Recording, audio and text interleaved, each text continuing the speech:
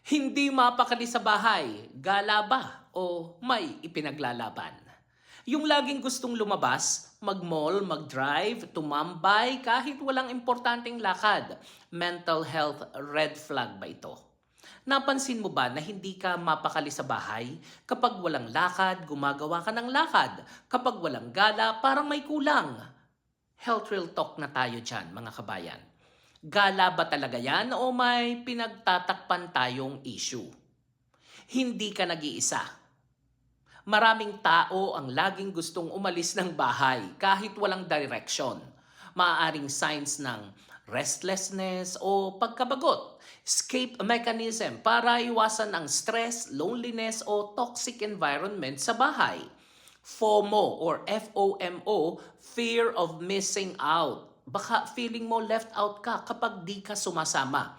Minsan, it's a way to cope with anxiety or sadness.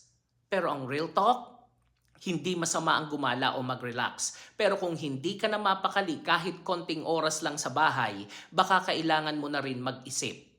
Bakit nga ba? Mental health concerns like anxiety, ADHD o depression, lack of routine or purpose, walang structured activity sa bahay, relationship conflict kapag may tensyon sa loob ng tahanan, emotional avoidance, takot mapag-isa o makaharap ang sariling emosyon. Kapag ang gala ay naging takasan sa realidad, hindi ito nakakatulong sa long-term mental and emotional stability. At ang healthier alternatives, create a home routine, schedule time for rest, hobbies, and productivity. Build a calming space sa bahay, add plants, music, books, or art. Practice mindfulness. Minsan, kailangan lang ng tahimik na moment para makinig sa sarili. Address inner issues, journal, talk to a therapist, or open up to a friend. Balance your social life. Kailangang hindi araw-araw nasa labas para maging masaya. Health real talk lang, kabayan. Minsan ang katahimikan sa bahay, doon natin naririnig ang sarili nating boses. Huwag nating takasan.